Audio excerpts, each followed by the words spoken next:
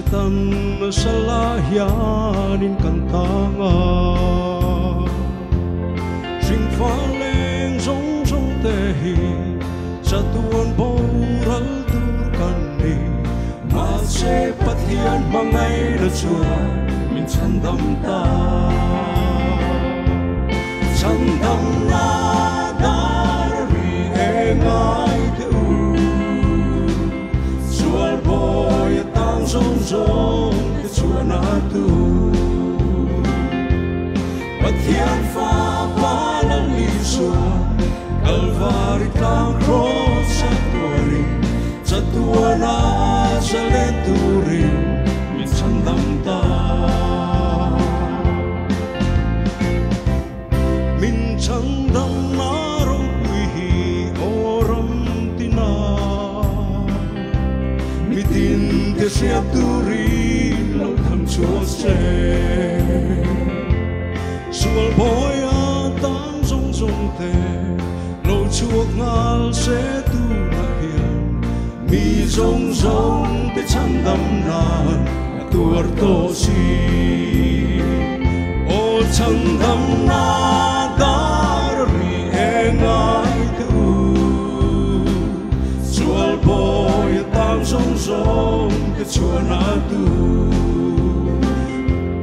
Pathian fa palang lisua Kalvari tang cross satuarin Satuana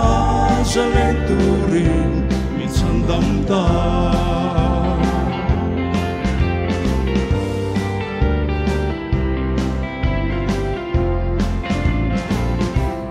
Min chandam narong kuihi oram tina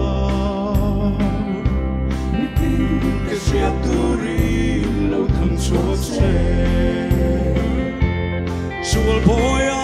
tang song song te Lau chuộc ngal se tu na hiền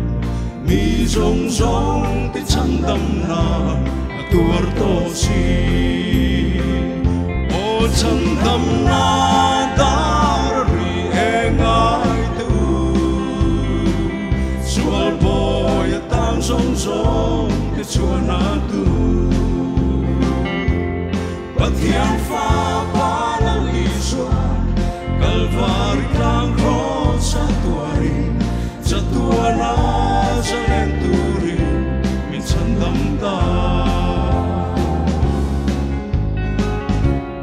Chandam na dari engai tu Sual boy tang song song te chua na tu Pathian fa palang lisua Kalvari tang cross satuarin Satuana sa lenturin Min chandam ta Lalpa su fucking over se